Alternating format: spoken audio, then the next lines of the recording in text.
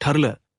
तर मग मालिकेच्या आजच्या भागामध्ये अर्जुन एक नवीन पॉडकास्ट बघत असतो ज्यामध्ये त्याला अजून विशेष माहिती हवी असते. त्यातच त्याने आता त्या व्हिडिओमध्ये पाहिल्यानुसार त्या व्हिडिओ मधल्या माणसांनी सांगितलेलं असतं की जेव्हा एखादी स्त्री प्रेग्नेंट असते तेव्हा तिच्या आरोग्याकडे सुद्धा लक्ष देणे गरजेचे आहे. म्हणजे व्यवस्थित होणार डाएट, त्यासोबत तीच मेडिटेशन आणि योगा या सुद्धा गोष्टी महत्त्वाच्या असतात, हेही आता सांगितलेलं असतं. हे जेव्हा सगळं काही सांगितलं जातं तेव्हा मात्र आता अर्जुन विचार करत असतो. अर्जुन विचार करतच म्हणत असतो की काय काय नेमकं करायचं आहे आणि ते सगळं काही लिहित असतो. कारण त्याला आता सायलीच्या डाएटमध्ये हे सगळे बदल करायचे असतात आणि ते सगळे बदल तो आता त्या डायरीवर लिहत असतो. मग तो आता म्हणतो की आजच्या पुरती तर एवढं, पण उद्यासाठी ना नवीन सगळं टाइम टेबल सेट करावं लागणार आहे आणि उद्याच मला बायकोला भेटून हे सगळं काही सांगावं लागणार आहे, असं देखील आता तो म्हणू लागतो. आणि पेन वगैरे ठेवून तो आता झोपायला जातो. तेच इकडे सायली ही झोपायला जात असते, पण झोप तिला काही येत नसते. सारखं तिच्या डोळ्यासमोर ना तेच आठवत राहतं. म्हणजेच जे काही घडलं आहे त्या सगळ्या काही गोष्टी सारख्या आठवत राहतात. आणि म्हणूनच मग आता तिला समजत नसतं की हे सगळं चाललंय तरी काय, आणि त्यामुळेच ना ती खूप जास्त अशी बेचैन झालेली असते. जेव्हा या सगळ्या काही गोष्टी घडत असतात ना तेव्हा ती विचार करत असते की सारखे मला भास का होतात, मी या सगळ्याबद्दल कोणाशी बोलू. या सगळ्या गोष्टींचा विचारणा आता तिच्या मनामध्ये येऊ लागलेला असतो आणि तिचं डोकं काम करत नसतं. त्याच वेळेला आता लक्षात येतं की नाही, मला याबद्दल कोणाशी तरी बोलायला यांच्याशी बोलू का. तेच आता अर्जुनचा कॉल आलेला असतो. अर्जुनचा ज्या वेळेला कॉल येतो तेव्हा अर्जुन जो आहे तो म्हणत असतो की बायको मिस यू, आणि तेव्हाच ना सायली ही म्हणत असते मीही तुमचीच आठवण काढत होते आणि तुमचाच विचार करत होते, आणि तेवढ्यातच ना तुमचा फोन आलाय बघा, असेही आता ती अर्जुनला बोलत असते. अर्जुन आता तिच्याशी बोलत नसतो, फक्त तिला एकटक पाहत असतो. तिला आपल्या नजरेमध्ये साठवून घेत असतो. ते सायली म्हणत असते की मला तुम्ही म्हणालात आठवण येते म्हणून कॉल केलाला, मग आता काय झालं, बोला ना, का बोलत नाही आहात.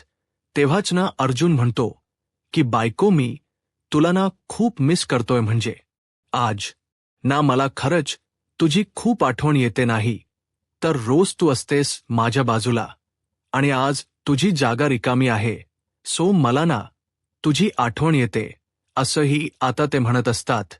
आणि जेव्हा या सगळ्या काही गोष्टी सांगतात ना तेव्हा मात्र आता इकडे असणाऱ्या सायलीला सुद्धा बरं वाटत असतं.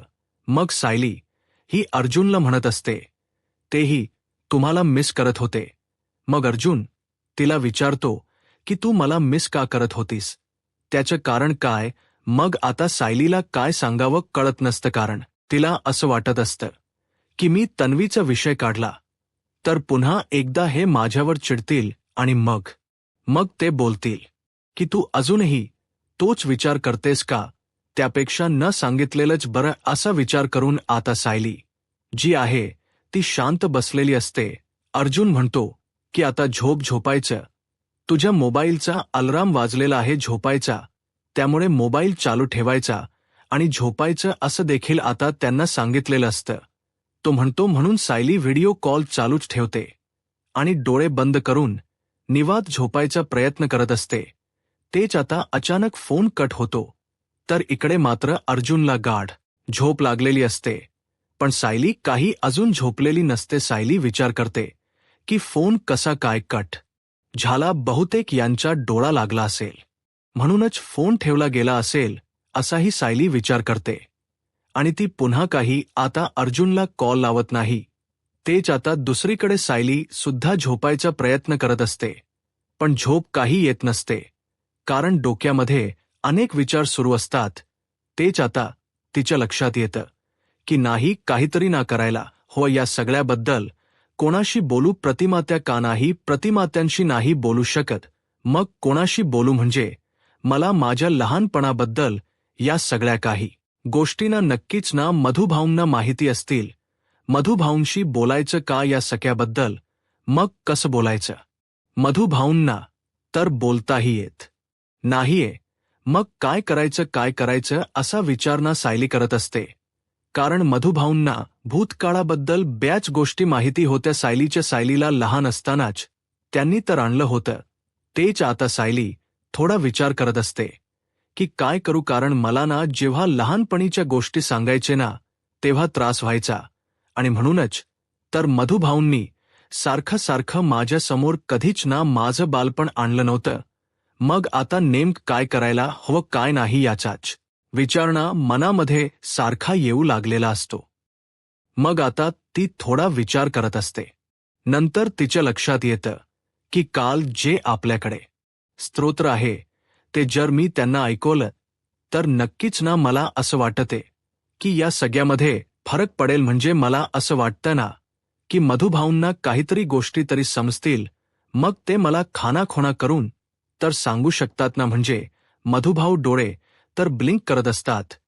मग मधुभाऊ जेव्हा डोळे ब्लिंक करणार ना तेव्हा मधुभाऊंना नक्कीच काय बोलायचं आहे ते मला समजेल. आता मी हेच करते असंही आता सायली ठरवत असते. सायली जेव्हा या सगळ्या काही गोष्टी ठरवते तेव्हा टेप रेकॉर्डरमध्ये पहिल्यांदा ती स्तोत्र लावते. टेप रेकॉर्डरमध्ये जेव्हा ती ते स्तोत्र लावते ना तेव्हा ती आपल्या मोबाईलचं रेकॉर्डर ऑन करते आणि त्यामध्ये ते सगळं काही रेकॉर्ड करते. जेव्हा या सगळ्या गोष्टी रेकॉर्ड होतात ना तेव्हा कुठे जाऊन सायलीला बरं वाटतं. मग सायली ठरवते की काही झालं ना तरी सुद्धा या सगळ्या काही गोष्टी उद्याच करून टाकायच्या. मग दुसरीकडे प्रतिमा, आत्या आणि त्याचसोबत इकडे सुमन बोलत असतात. तेच आता तेवढ्यातच सायली आलेली असते. मग सायलीला विचारलं जातं की तुला इथे झोप लागली का? त्यावर सायली म्हणते की हो झोप लागली ना. झोप लागली म्हणजे काय म्हणता? मला तर असं वाटत होतं की ह्या बेडरूमसोबत माझं काही नातं आहे की काय. म्हणजे पहिल्यांदा ना असं वाटायचं की मला नवीन ठिकाणी झोप लागणार नाही, पण तसं काहीच झालं नाही. उलट छान झोप लागली. तेवढ्यातच ना आता तिथे एक बाई आलेली असते आणि ती विचारते की सायली, सुभेदार? मग सायली म्हणते की हो या ना आतमध्ये, मीच आहे सायली, सुभेदार. आणि असं बोलून आतमध्ये घेतलं जात असतं. तेवढ्यातच एक माणूस देखील तिथे येतो. तोही म्हणतो की सायली, सुभेदार. मग आता त्यालाही बोलवलं जातं. सायली सुभेदार म्हणून बोलवलं गेल्यानंतर दुसरीकडे अजून एक बाई आलेली असते. तर तिला सुद्धा सायली आतमध्ये बोलवते. तर सायली ह्या कोणालाच ओळखत नसते. म्हणूनच मग आता तिकडे ती म्हणत असते की माफ करा पण मी तुम्हाला कोणाला ओळखलं नाही. तेव्हाच ना तिथे अर्जुन येतो आणि अर्जुन म्हणत असतो की ह्या सगळ्यांना अपॉइंट मिस केलेला आहे. मग तेव्हाच ना असं म्हटल्यानंतर आता प्रतिमा, आत्या आणि सुमनला तर हसू येत असतं. तेच आता इकडे सायली म्हणत असते की आता हे काय? तेव्हाच ना अर्जुन म्हणत असतो की बायको बघ, तुझ्या आता सगळ्या गोष्टींचा विचार केला जातोय. मग आता बाकी गोष्टी सुद्धा पाळायला हव्यातच की त्याचाही विचार तर करायलाच हवा ना. आणि म्हणूनच तर आम्ही हे ठरवलं आहे. मग आता या सगळ्या गोष्टी बोलल्या जातात तेव्हा नेमकं काय आहे, काय ठरवले ते नीट मला सांगा असंही आता सायली म्हणत असते. सायली जेव्हा हे सगळं काही बोलते तेव्हा अर्जुन तिला म्हणत असतो की बघ बायको, या मॅडम ज्या आहेत त्या कर्मोयकर मॅडम आहेत. या तुझ्या डाएटवर पूर्ण लक्ष ठेवतील आणि त्याचसोबत हे जे सर आहेत ते आहेत काउन्सिलर प्रधान, स्ट्रेस कमी करण्यासाठी.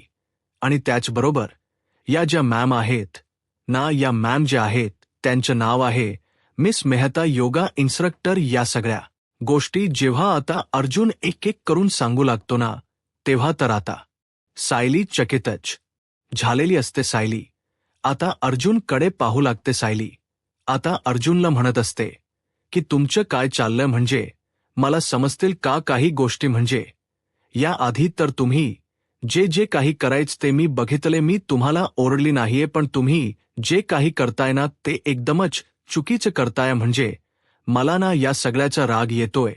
कुठेतरी या गोष्टी थांबायला हव्यात असं देखील आता म्हटलेलं असतं. मी इकडे आले इकडे सुद्धा तुम्ही माझ्यासाठी या पाण्याच्या बाटल्या जिकडे तिकडे भरून ठेवल्यात आणि आता हे सगळं काही त्यावर आता सायलीला प्रतिमा, आत्या आणि सुमन समजावतात आणि एखादा नवरा आपला इतका विचार करत असेल ना, तर तू खूप जास्त लकी आहेस. उलट तू स्वतःला सावर हेही सांगितलं जातं. तेच आता दुसरीकडे पाहायला मिळत असतं की सायली म्हणत असते की पण मला आज बाहेर जायचंय, मला या सगळ्या काही गोष्टी नाही जमणार आहेत असंही आता म्हटलं जातं. तेव्हाच या सगळ्या गोष्टी बोलल्यानंतर ठीक आहे, मग उद्यापासून तरी हे सगळं चालू करू शकतेस ना बायको तू? हो, उद्यापासून तर करूच शकते ना, पण आता नाही. मग या सगळ्यांना उद्या यायचं सांगितलेलं असतं. मग ती सगळी जण तिकडं निघून जातात. ते सायलीला ना कॉल आलेला असतो. सायलीला कॉल आल्याबरोबर सायली आता लगेचच ना कॉल रिसीव्ह करते, कारण तिला कुसुम ताईचा कॉल आलेला असतो. आणि कुसुम ताई जी आहे ती आता बोलत असते की सायली, कधी निघायचं आहे? चल ना, उशीर होतोय ना, मग चल निघूया असंही आता म्हटलं जातं. हो, निघतेच आहे मी. मग त्यानंतर सायली आता प्रतिमा आत्यांना म्हणते की प्रतिमा आत्या, मी जाऊन येते. हा, असं देखील सायलीने आता सांगितलेलं असतं. तेच आता तिला विचारलं जात की बायको हो, तू जातेस कुठे ते तरी सांग, म्हणजे आम्हाला काही गोष्टी समजतील ना. हो, सांगते ना, मला ना थोडं मधुभाऊंना भेटायला जायचे आणि त्यासाठी मी बाहेर पडायचं ठरवलं. काय आता एवढं उन्हाच्या बाहेर पडतेस नाहीये मी, तुझं काही ऐकणार नाहीये असंही आता अर्जुन बोलत असतो. तेच प्रतिभा आणि सुमन आता अर्जुनला समजावत असतात आणि अर्जुनला म्हणतात की प्लीज तू असा विचार करू नका, आता तुमचं ती ऐकते ना, तर तुम्हाला सुद्धा तीच ऐकावं लागणार नार आहे. जर प्रेग्नेंट बायकोला या सगळ्या काळामध्ये जर तिच्या आई वडिलांना भेटायचं असेल तर कधीच नाही बोलायचं नसतं, उलट तिचा मूड ठीक ठेवायचा असतो, हे देखील सांगितलेलं असतं. तेच दुसरीकडे आता अर्जुनही सायलीला घेऊन जायला तयार होतो. इकडे प्रियाच डोक काम करत नसतं. प्रियाला कळत नसतं की काय करावं ते, त्यामुळे प्रिया थोडा आता विचार करत असते.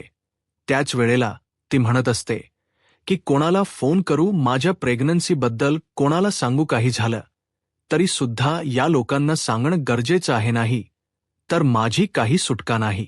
प्रतिमाला सांगू का असाही विचार ना एका पॉइंटला ती करत असते. पण प्रतिमाला सांगून तो रविराज थोडी ऐकणार आहे. नको नको, हे नको करायला सांगू, तरी कोणाला सांगू असाच ना ती आता विचार करत असते. तिचं डोकं अगदीच काम करत नसतं, पण तिला असं वाटत असतं की या सगळ्याबद्दल बोलायला हवं कोणाशी तरी, त्याशिवाय प्रॉब्लेम सॉल्व्ह होणार नाहीयेत. तेव्हाच ना ती विचार करत असते. तेव्हा तिच्या लक्षात येतं की ती या सगळ्याबद्दल ना सचिन सोबत बोलू शकते. मग आता तिच्या डोक्यात एक कल्पना येते आणि तिला ठरवते ती सचिनच आहे की ज्याच्याशी आपण बोलू शकतो, ज्याला आपण या सगळ्या गोष्टी सांगू शकतो, तो आपलं काम करेल असाही विचारनात ती करते. मग आता सचिनला फोन लावण्यासाठी मला तर त्या मावशीला थोडासा मस्का तर लावावाच लागणार आहे, तेव्हाच तर जाऊन सगळं काही सक्सेस होईल असाही ती विचार करत असते. दुसरीकडे मधुभाऊ हे शांत निवांत बसलेले असतात. तेच आता तिकडे सायली आणि कुसुमताला भेटायला आलेली असते. कुसुमताई आणि सायली या दोघीही जणींना बोलत असतात. कुसुमला आनंद झालेला असतो, कारण आहे ना सायली प्रेग्नेंट असते. सायली ही कुसुमसाठी म्हणत असते की कुसुमताई, उलट तू ही कामात गुंतून आहेस ना, हे जेव्हा मी ऐकलं ना तेव्हा मलाही बरं वाटलं. कसं सारखं आपण त्याच गोष्टी करत राहिलो ना की मग आपण एका विशिष्टाच्यात गुंतलो की बरं वाटतं. मग कुसुम म्हणत असते की सायलीला की एकदा आनंदाची बातमी मधुभाऊंना सुद्धा सांग ना, त्यांनाही बरं वाटेल. मग सायली मधुभाऊंना सांगू लागते की मधुभाऊ, आता लवकरच ना मी आई होणार आहे आणि तुम्ही आजोबा, तुम्हाला नातू किंवा नात होणार आहे.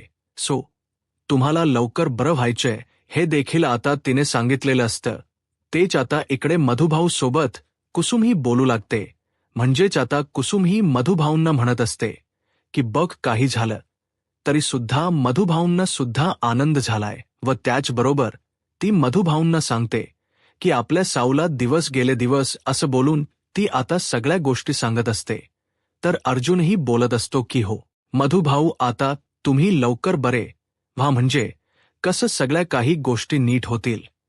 तेच आता दुसरीकडे पाहायला मिळत असतं की या सगळ्या गोष्टी तर सांगून होतात, पण इकडे आता सायली भाऊक झालेली असते. तेच आता कुसुमताईला एक कॉल आलेला असतो.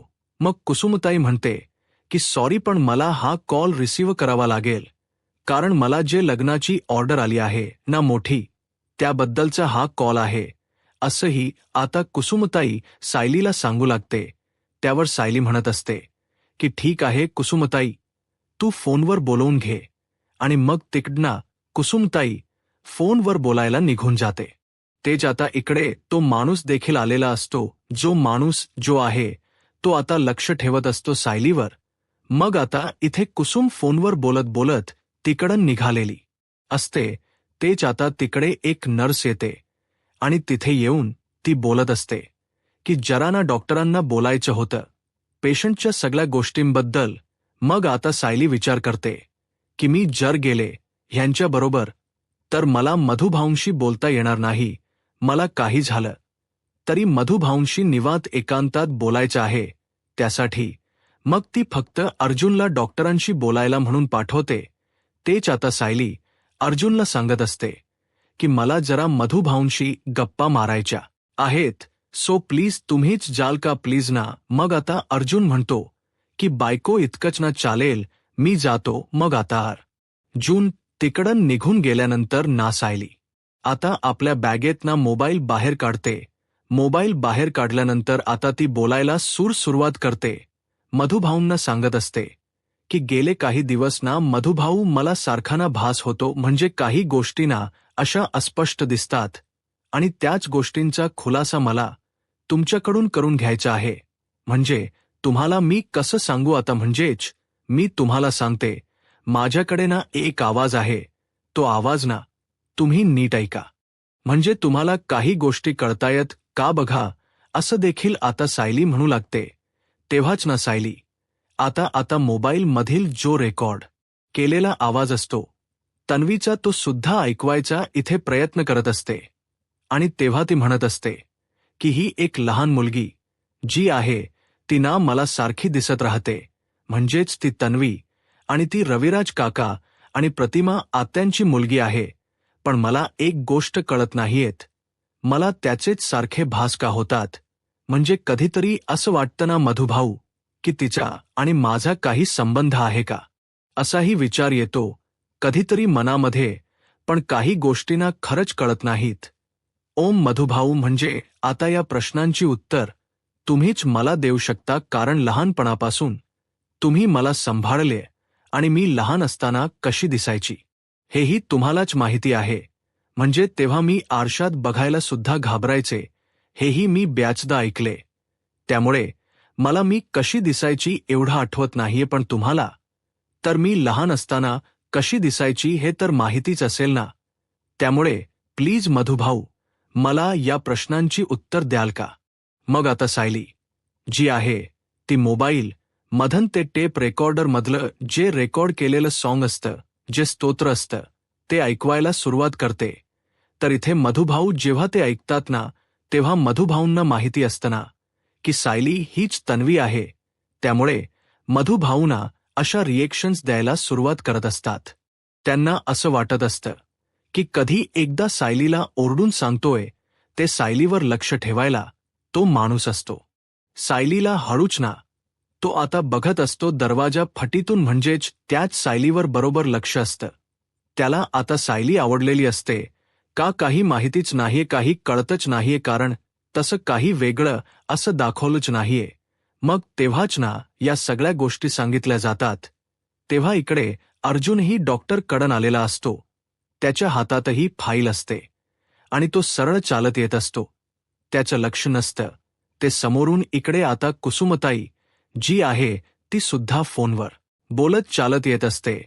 अर्जुन सगळे रिपोर्ट्स बघत येत असताना अर्जुनचा धक्का जो आहे तो आता कुसुमला लागणार असतो, तेच इकडे सायली मधुभाऊशी बोलत असते. मधुभाऊंना ते ऐकवत असते.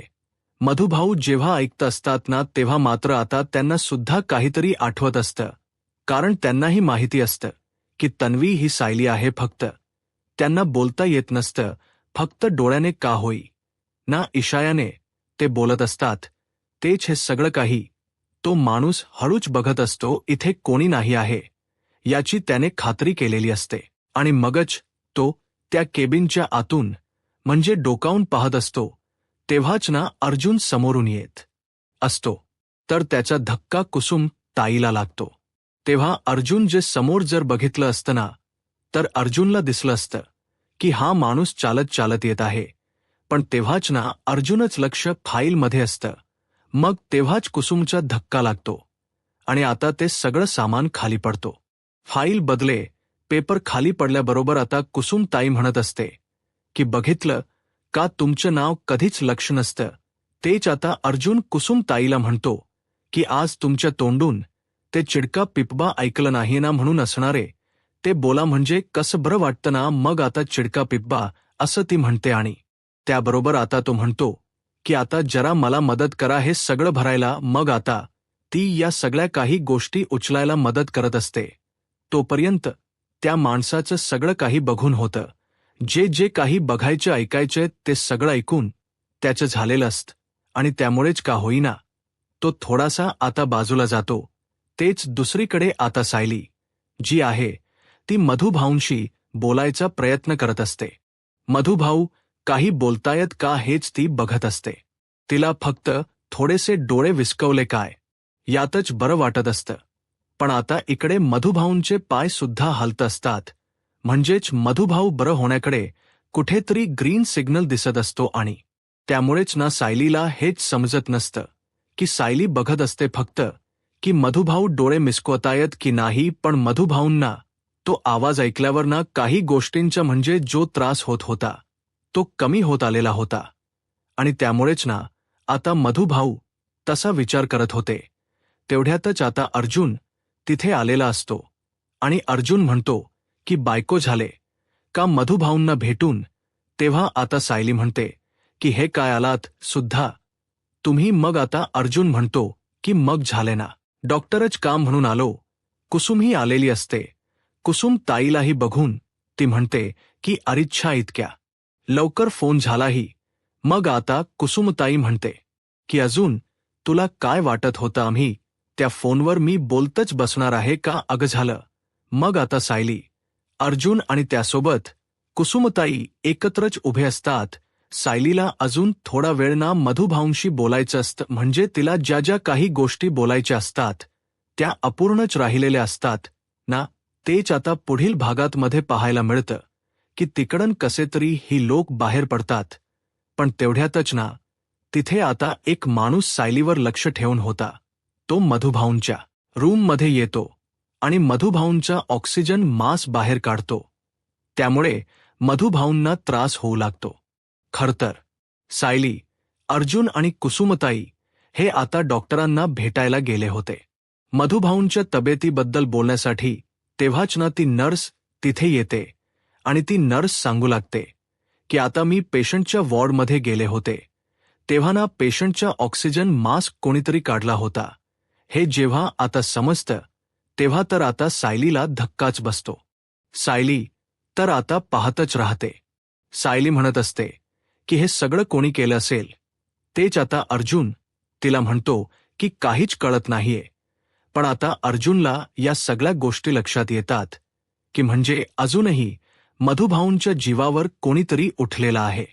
मग सीसीटीव्ही फुटेजमध्ये या गोष्टी कळतील ना हे अर्जुनला माहिती असतं. म्हणून अर्जुन आता डॉक्टरांना सरळ म्हणतो की मला हॉस्पिटलचे सीसीटीव्ही फुटेज चेक करायचे आहेत. आणि मग सीसीटीव्ही फुटेज चेक करायला सुरुवात केली.